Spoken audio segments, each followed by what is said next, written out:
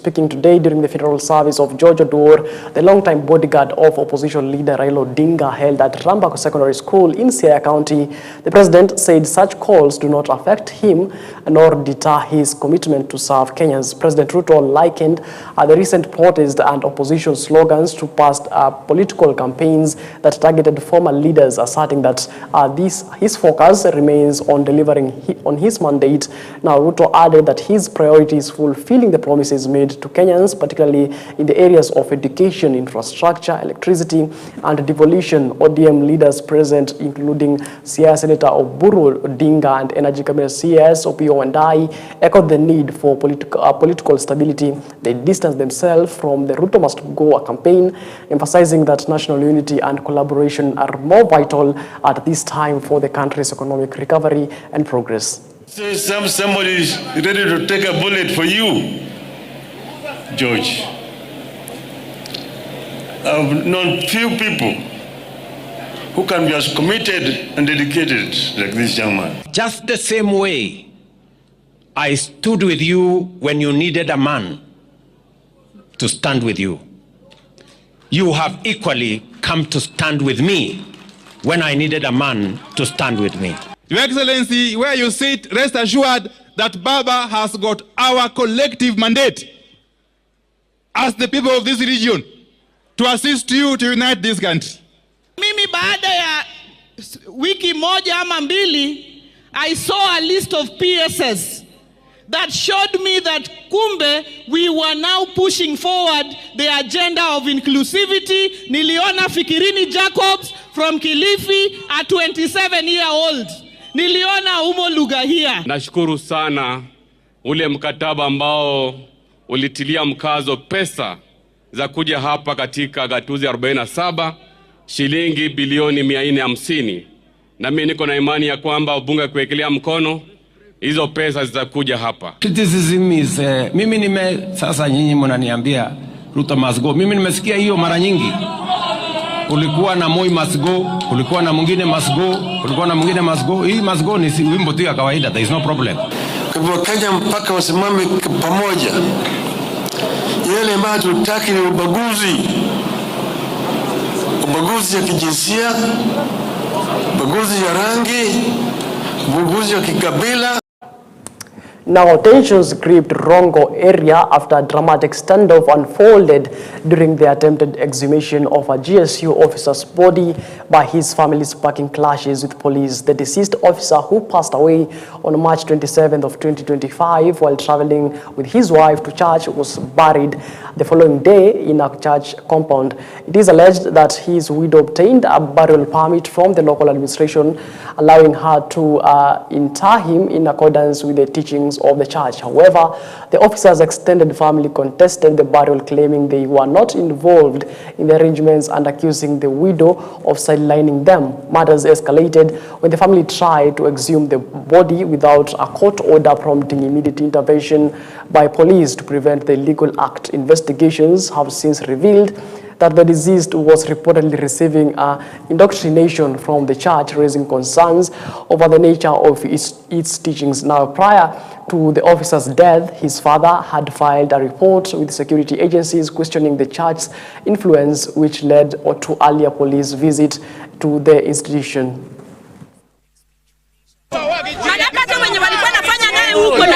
Wanataka kuona tu mwili ndio wakuje washika hata huyo kijana. Mwenye anafanya na GSU. President anakuwa ile ghorofa. Si hata huyo president anatoka kwa ghorofa shuka hapa chini tuongee. Kwa nini yako huko? Tangu tukuja hapa tumesana kijana mmoja tu hapa. Mwanamume. Wote ni wanawake na wanaangalia vile wamenona. Sisi kama wamama ambayo alibeba huyo mtoto tumekonda, na hao wamama wanakula vizuri, wanakula damu ya watoto wetu. Angalia vile wanakula. Nataka serikali isaidie kutoa mwili. Kuja hapa kusaidia kutoa mwili. To exhume the body. As it stands now, it's not possible for us as an office to allow them to go and exhume the body without following the legal procedure. So we have talked to them as a team, and they have agreed to follow those legal procedures to get an exhumation order. And once they get the order, it will be easier for us now to support them to exhume the body. Kama department ya interior, kuna maneno sisi tumeongea na sisi tumeelewa na ile njia tunataka tufuate ambayo ni ya kisheria kusuluhisha hii maneno. Pale wakimdanganya kwamba wanakuja kumuombea. So tungependa kujua ni watu wangapi pale wamekufa wakazikwa pale. That is a sin of crime. Hapo ni Shakahola. There are a lot of rumors going around that there are several people who have been buried in that church. We are not aware of that information. And anybody with information that there are a lot of people who have been buried in that church should bring that information. My chief has written a report to me, which I cannot discuss, I cannot disclose at the moment, on the circumstances under which he gave that burial permit. And as an office, once we look at that report, we'll take action if the chief made a mistake. Right, moving on. Leaders from Narok County aligned with the Kenya Kwanza coalition have dismissed claims circulating about President William Ruto serving only a single term, describing them as business propaganda. Speaking at a Thanksgiving event in Olkinyei, Narok Governor Patrick Ole Ntutu and Emurua Dikir, that is the MP Johanna Ngeno, emphasized that the current government is focused on a 10-year leadership trajectory and not a short-term rule, as critics have suggested.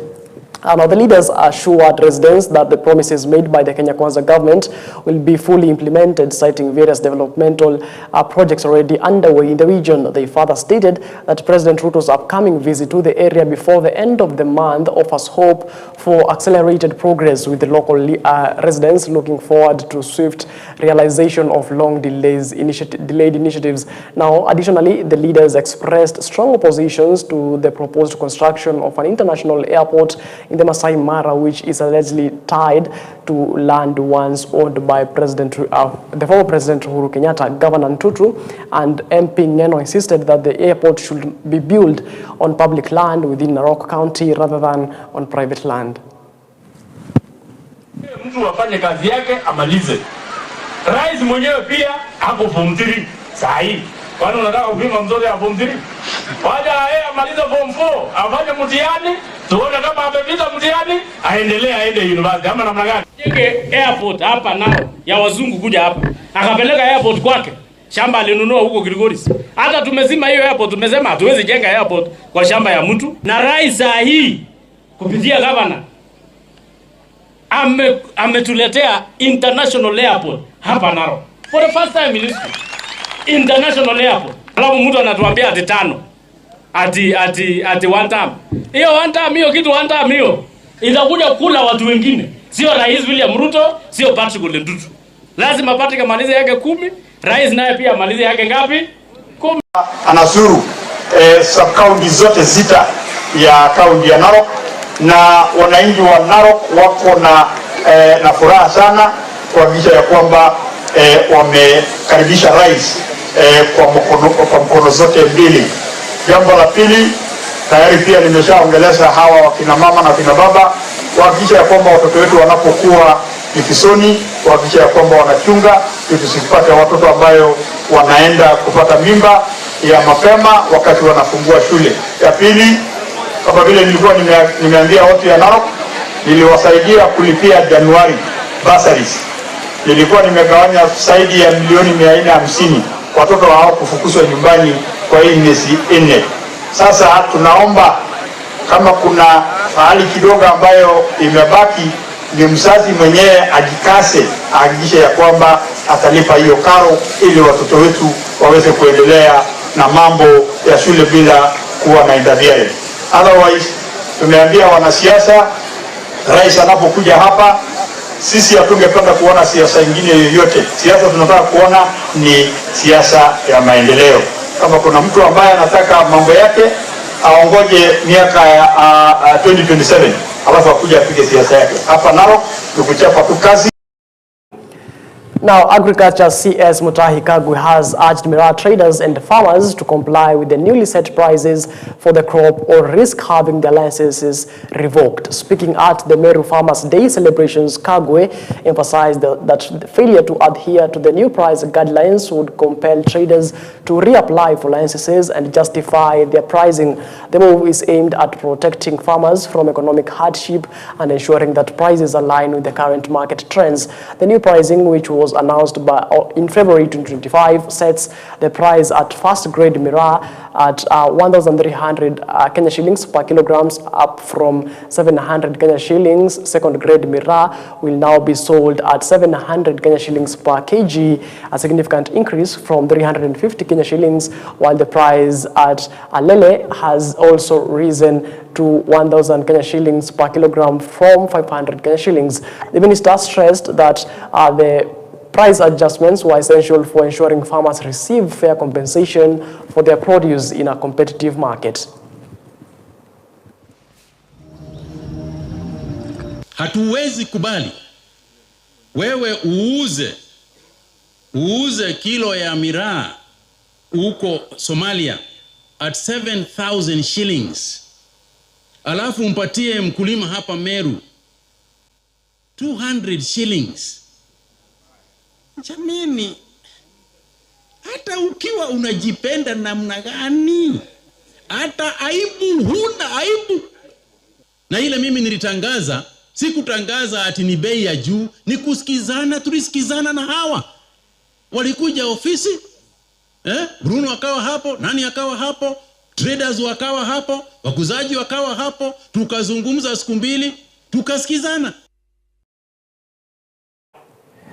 Right, moving on, residents of Nzanikeni in Ruruma Ward, Rabai constituency are celebrating the fulfillment of a 19-year dream following the announcement of plans to construct a new primary school in the area. Speaking during a community gathering in Nzanikeni, Rabai Member of Parliament Anthony Kenga Mupe confirmed that he has donated a parcel of his own land to the local community to kickstart the construction of the school. The project is scheduled to begin within the next month, funded through the National Government Constituency Development Fund, that is the NGCDF.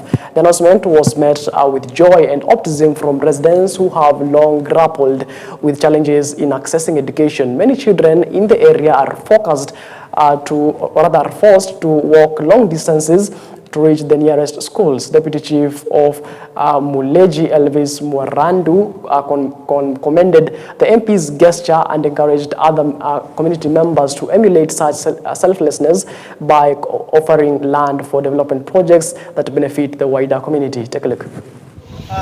Mimi sitakuwa na mengi, yangu ni furaha.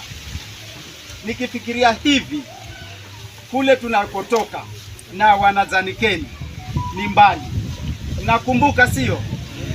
Hata wakati mwingine ilikuwa naenda mpaka ninapitisha mpaka wa maneno. Namba Dzanikeni maendeleo hayaji juu ya hewa. Shukuru kwa ulivyotununulia ploti, kwa sababu watoto wetu walikuwa wateseka. Watoto ni wadogo, wanaenda shule za mbali, Vishakani, wengine Mikomani, wengine Makanzani. Lakini vile ulivyotununulia, tuamini pia utatujengea watoto wetu hata teseka tena. Sasa juhudi ni kwetu sisi watu wa Dzanikeni, Mungu atatujengea. Wamama na wababa tushirikiane, tulete wanafunzi kwa wingi. Hii ploti ambayo nimenunua hapa Dzanikeni leo ninaikabidhi rasmi kwa wakazi wote wa hapa Dzanikeni, ili shule ikaweze kujengwa. Shule ijengwe sijengwe, watoto wasome wasisome, Dzanikeni ende mbele siende mbele. Kwa hiyo hii ploti ambayo nilinunua mimi na pesa yangu ya mfuko kwa niaba mimi na familia yangu, leo nimekabidhi rasmi kwa community.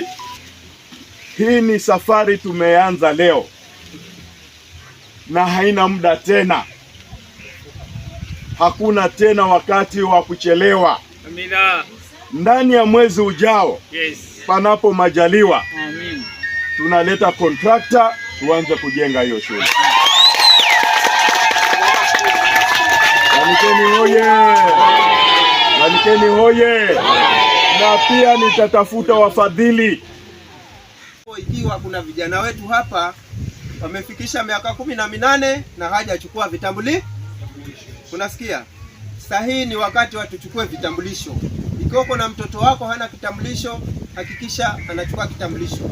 Ikiwa wewe mwenyewe pengine kitambulisho chako kimepotea, chukua kitambulisho na inapofika wakati wa kujisajili kwa mambo ya kura ama kadi za kura, uhakikishe unajisajili vilivyo, na kisha usipate kadi ya kura ukatulia kwa mti hapo nyumbani ukiwa unasema wacha na ngoja ya masaa nisikize matokeo. Ni lazima uende ukapige kura, ndio baadaye ukae chini ya mti ufanye nini? Usikize matokeo. Si sawa sawa? Kwa hivyo lazima hilo nalo tuzingatie zaidi sana. Huu mradi ni mradi wa mambo ya elimu, na ni lazima sisi tupeleke watoto wetu shule. Right, moving on, a group of candidates vying for various positions in the ongoing ODM grassroots elections have called on the party's National Election Board to annul the list of branch officials in Mombasa, alleging that no elections were held. Led by Betty Sharon, the members expressed frustrations with the ODM Mombasa leadership, accusing them of privatizing the party activities and failing to conduct free and fair elections. Lucas Kanga, an ODM member from Kisaoni, supported these claims, alleging that some of their opponents deliberately avoided participating in the election, claiming that the list of leaders had already been predetermined before the election process took place. The disgruntled members have now urged the ODM election board to take immediate action to address the situation in Mombasa, warning that the lack of transparency could lead to members defecting to rival parties. Now, the group is demanding swift intervention to restore order and integrity to the party's operations in the region. ODM wa Mombasa wamekataa kufanya election. Wanasema au ni special. Na mimi natuma message kwa chair wa National Election Board, Madam Emily Awita. Tulikuja mpaka kwa ofisi yako na tukaongea na wewe. Nimeandika barua, tumeongea, lakini ni kama umekataa. Hatujui ni nini iko very special in Mombasa. Lakini sisi ndio tunapiga kura. Hawa unaona hapa ambayo umekataa kusikia maneno yao, au ndio wanapiga kura. Hatuwezi kuwa ati chama mnawekea familia moja na marafiki yao. Mtu anaweka jina ya bibi yake na shemegi yake, au ndio madelegates. Hatutairuhusu na tutaelewa. Tumekataa na tumekataa. Sisi kama wakazi wa Mombasa, tumekataa ya kwamba chama ni ya familia moja. Ikifika wakati wa kupiga kura ni sisi wote. Lakini ikipiga wakati sasa watu wanataka au pia wafaidi, unapatia mtu moja. Hatujui ni our speciality yao ni nini. Sijui wamekupatia nini. Lakini sisi tunasimama kigogo na tunasema chama ni yetu, na tumemaliza grassroots na tutakutana huko kwa national. Asante. Tutakutana huko. Kama sasa tunaambiwa hapa Mombasa elections zimefanyika, na kuna election yoyote imefanyika hata moja. Lakini tunasikia fununu kwamba kuna list imetoka ambayo inaenda kwa national office ya ODM kwa elections zilifanywa, na Mombasa is a special place. Sasa leo tumekuja kuangalia, tunaona sisi ndio tumekuja, hao wenzetu ambao wao ndio tushindane na wao hawako. Sasa baba, tutakwambia hivi, kama hizi karatasi utaletewa huko, jua hizo karatasi ni za hoteli, si za vinywanjani. Sisi tumekuja toka asubuhi, tuko hapa tumekaa, tuangoja tushindane na wao, hatuwaoni. Lakini tumevumilia mpaka saa hizi na bado tutajipa matumaini, labda tunasema wanakuja, lakini mpaka saa hii bado hawajakuja. Sasa tuashindana na kina nani?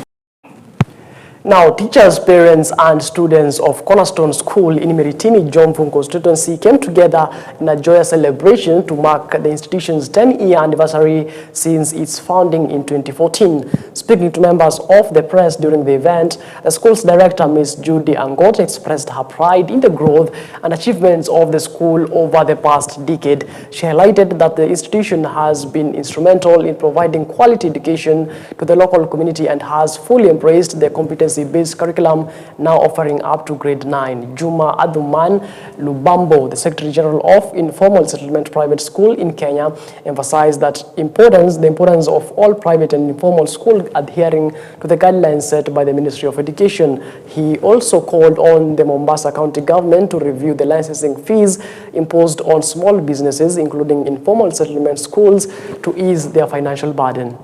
Nimuulize Mheshimiwa Governor.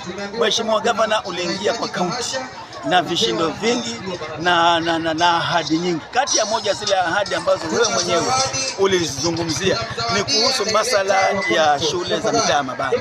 Umesema kwamba uliahidi kwamba community schools zitakuwa katika agenda yako na kuhakikisha kwamba zitakuwa zikipata msaada wa kila aina ambao unategemea kupatikana katika county government. Lakini kinyume ni kwamba tunavyoona kufikia sasa katika hata masala ya levies za county umetuongezea tena ujira mwingine juu. Tulikuwa tunalipa 11,000 baadhi ya mashule mengi, sasa umetufikisha shilingi 21,000. Mheshimiwa Gavana, kumbuka kwamba hizi shule ni za wanyonge. Haya mambo uliyozungumza na sisi na tukakubaliana. Leo hii mbona unatugeuka? Unageukia, ukitugeuka sisi umegeuka mkazi wa Mombasa, kwa sababu shule hizi zinahudumia wanafunzi wa Mombasa. Kuanzia saa hii, sababu 2019 tuliweza kufungua branch Maganda ambayo inaitwa Cornerstone Joya. Tuliweza kufungua branch ambayo inaitwa Cornerstone Joya. Hiyo Cornerstone Joya iko na watoto 222 na main school ambao tuko 721 ambapo wote wanakuja watoto 941. MC Ameretini na leo tuko kwenye shughuli ya anniversary ya shule inaitwa Cornerstone Industrial Junior School ambapo tulijumuika viongozi mbalimbali wakiwemo viongozi wa kidini na wa Kiislamu na wa Kikristo, na pia tulikuwa na serikali kuu ikiongozwa na Sir Chiefs, na hafla leo ilikuwa nzuri kwa sababu tuliweza kuhimiza watoto wasome na pia vile usalama udumishwe. Right, moving on, hundreds of residents turned up in large numbers for a two-day free medical camp held at Redeemed Gospel Church, Buruburu, organized in partnership with the Ministry of Health. Now, the camp, which began yesterday and concluded today, aimed to bringing essential health services closer to the community. Patients who attended the event lauded the initiative, appreciating the opportunity to receive treatment at no cost. The camp offered a wide range of medical services, including eye care, dental services, cancer screening, mental health support, counseling, and general checkups. Health professionals at the camp noted a significant turnout over the 2 days, highlighting the growing need for accessible healthcare services within the community. They emphasized the importance of such outreach programs in improving public health and early disease detection. Organizers expressed satisfaction with the camp's success and pledged to continue collaborating on similar initiatives in the future to ensure that no one is left behind in accessing healthcare. My name is Virginia Thuo, an ophthalmologist. That is to mean I'm an eye specialist. I manage all eye conditions and everything else related to eyesight. We are so delighted that today we've had the opportunity to serve the people of Buruburu and this area. We have so far served over 400 in the eye department, and we've been able to diagnose most of the eye conditions and treated them. But those that we've not been able to treat here at this camp, we've referred to our eye center, that is at Lions Eye Hospital. And some that will need surgery, we've been able to make arrangements that the surgeries will be done for free. So that is the services that we've been able to bring here today. Tumekuwa kwenye hii camp toka siku ya jana, toka jana asubuhi pia na leo. Kwa wagonjwa ambao tumeweza kuwaona, sina idadi kamili, ila we've seen a good number. Kwa jana wale ambao tuliweza kufanya procedures walikuwa karibu 23-24 pale, lakini kwa wagonjwa wote ambao walionekana jana peke yake ni walikuwa karibia 100, hadi ya leo ni wako wagonjwa karibia 100. Yeah, and then most patients, kusema ukweli, viwango vya kile ambacho nitasema kwa Kiingereza oral health ya watu wengi ambao tumewaona upande wa huku, kusema ukweli viwango viko chini sana. Ya saa kwanza tumekuwa wengi wao wana present na meno ambayo yameharibika kwa kile kiwango ambacho haiwezi rekebishwa tena. Mental health illnesses kuna ziko kwa category different. Kuna depression, kuna schizophrenia, kuna psychosis, kuna addiction. Sasa zote kuna kiwango ama symptoms zile watu wana present dalili. All right, that particular story wraps up our bulletin here at EBN Weekend Edition. It is exactly 29 minutes past the top of the hour, and that will wrap up our program here at EBN Weekend Edition. Many thanks, of course, keeping me company for the past 30 minutes. My name is Macharia. Do have yourself a blessed Sunday ahead, and as always, let's meet again when God says we do.